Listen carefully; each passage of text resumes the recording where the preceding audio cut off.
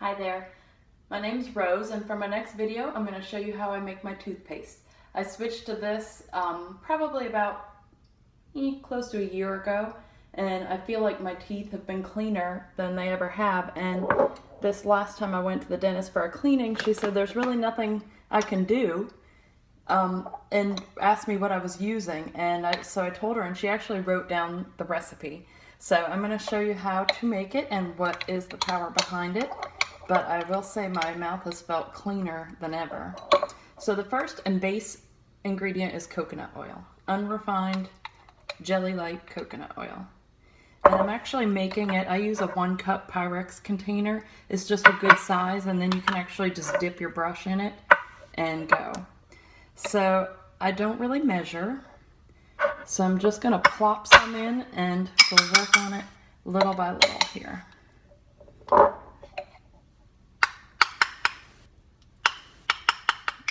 Okay, so put about not quite half, I'll take a little bit out of there, not quite half of the container full of coconut oil.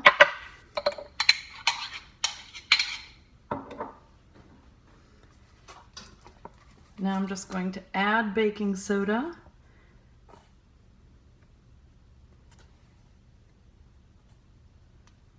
And stir it in.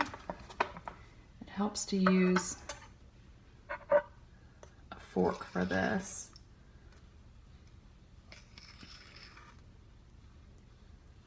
The coconut oil, if you've ever heard of oil pulling, it actually kind of helps pull toxins out of your gums. So if you haven't heard of oil pulling, look that up, and that's kind of the concept behind using the coconut oil as a base. Plus it just tastes good. I like coconut, so makes a good base for it. A lot of people do use coconut oil to clean their mouth or whiten their teeth also. So I'm working it into kind of a paste here.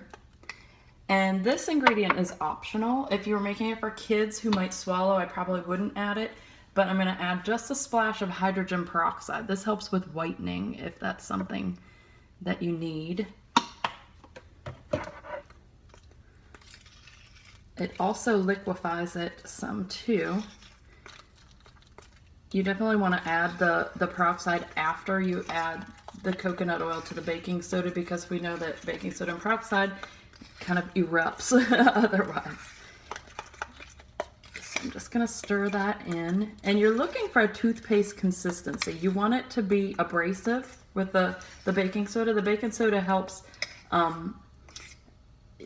neutralize odors. We use baking soda for a lot of things in the fridge to neutralize odors. So same thing with bad breath in your mouth. And it also gives it the abrasive quality. So just kind of, you can see what the consistency is there. Kind of feel and see if you can feel enough abrasiveness there. If not, you can add a little bit more baking soda. Okay.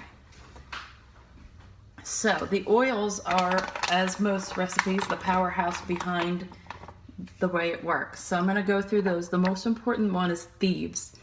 Thieves has a lot of antibacterial qualities, helps boost the immune system. So gum diseases, anything that starts with bacteria or viruses in your mouth, it can support your immune system to help prevent those. So we're definitely going to put in, we'll say, 10 drops of this. That one's quite important. Tooth decay, helps prevent tooth decay by creating a healthy environment in your mouth. Also, I like a good cleaning and whitening toothpaste. So lemon, just like we use it in cleaning to get gunk off of stuff, it actually helps get the gunk off your teeth too. So it helps with removing stains. And I'm doing 10 drops of that also. Remember, this is a 1 cup container, and you can see that it's probably about half full at this point.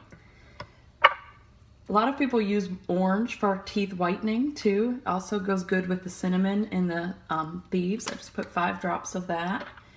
And peppermint, if you like that cold feeling in your mouth, if you need to feel that fresh, cold feeling from traditional toothpaste to have your mouth feel clean, you can put a lot of this in. It does help with bad breath because it helps freshen your breath. But remember, your mouth doesn't have to feel cold to be clean. That's actually kind of misguiding. I'm doing 5 drops of that. So now let's stir our oils in. I notice how much cleaner my mouth feels after using this because my teeth feel so much shinier and my gums just feel fresher. So that's kind of how I gauge it, instead of that cold feeling, which I don't like that cold feeling in my mouth. I want to be able to, you know, go drink another cup of coffee afterwards, and if you've just had toothpaste in your mouth and it tastes minty and numb, then that doesn't quite work. So this has gotten to be a little bit thinner. It's more pudding-like. I like mine a little bit pastier. Those oils kind of diluted it down, so I'm just going to add a little more baking soda. Honestly, the measurements on this recipe don't really matter. It's more what consistency you like, so you play with it and develop your exact measurements yourself. This is the way I cook too. A little of this, a little of that. Okay, so I have probably about a half a cup of toothpaste there.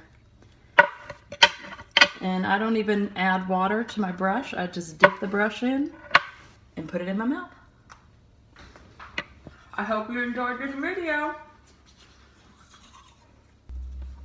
If you like this recipe and want to be added to my Oil Education of the Month email list, where I send out some kind of article about education, whether I take a particular oil and tell you all the uses and qualities of it, or and go to a particular subject and talk about that. If you want to be on that list, email me at rosebillock@yahoo.com. That's Rose Billock, B as in boy, ILLOCK, @yahoo.com, and I'll put you on that list.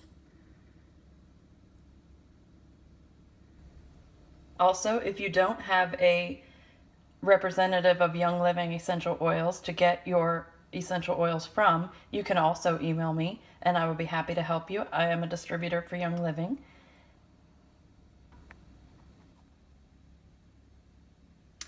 So that's all for today. Thank you for watching, and be sure to check out my other video on homemade deodorant, and my next video will be how to make lip balm and also shimmery lipstick lip balm.